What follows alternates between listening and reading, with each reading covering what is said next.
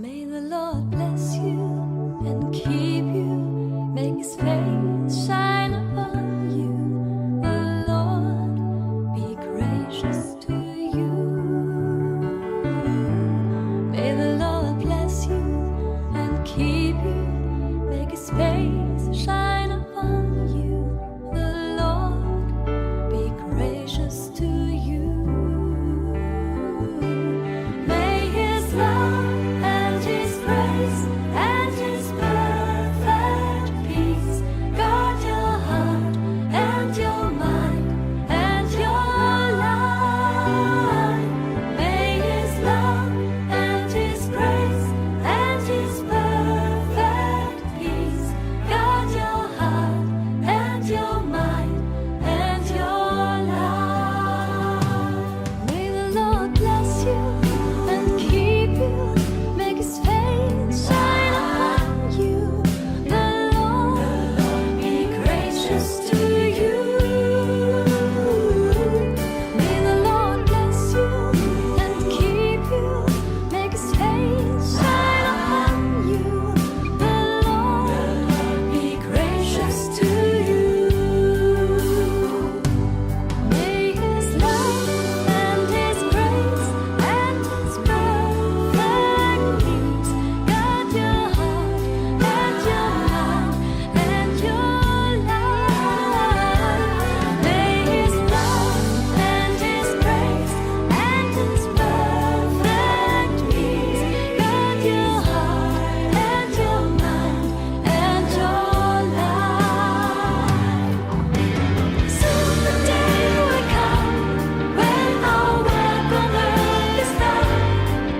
United we will stand before God's throne.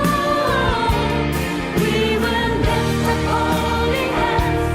We will shout, we will dance. But the good work must go on until the day has come. May the Lord bless you and keep you, make his face shine upon you. The Lord be gracious to you.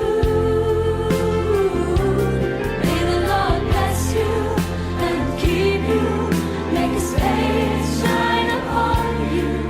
The Lord be gracious to you. The Lord be gracious to you.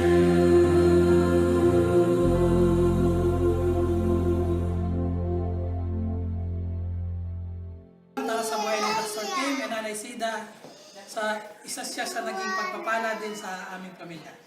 Thank you.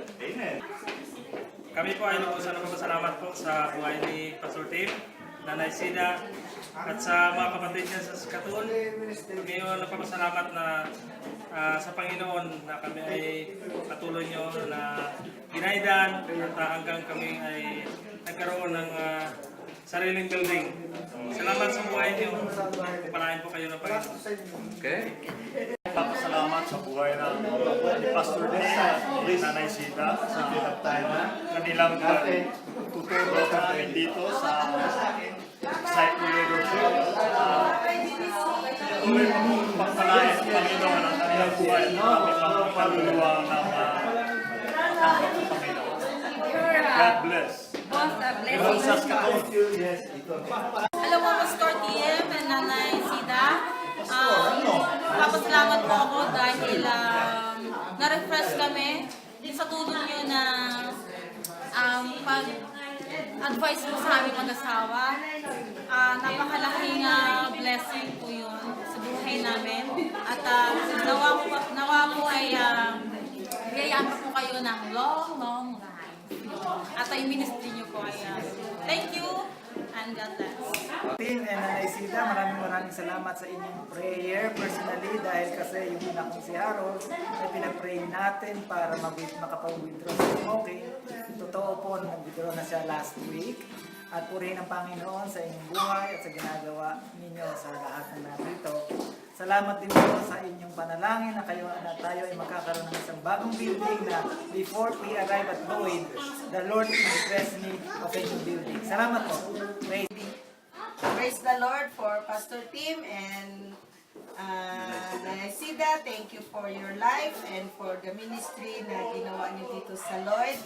Nagpapasalamat kami pa sa Panginoon na patuloy niyo kaming ginaguide at patuloy niyo kaming binibigyan ng opportunity na mag-serve sa Panginoon at sa buhay niyo na sinare niyo sa amin. Kami ay nagpapasalamat sa Panginoon. Thank you, Pastor Tim, for your ministry here in Lloydminster.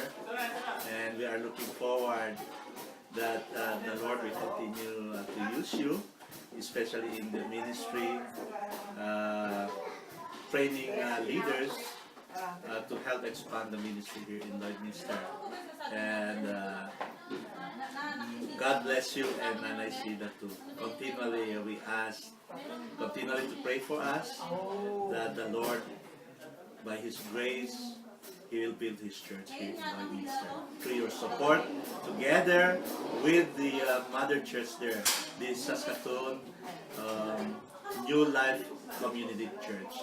Mabuhay!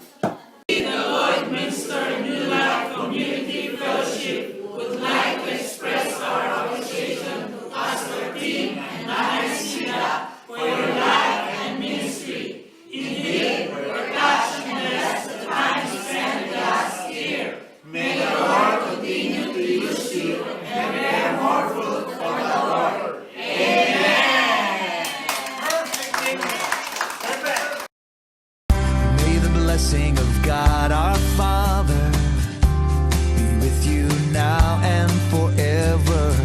In your rising up, in your lying down, may He be with you. May the blessing of Christ our Savior be with you now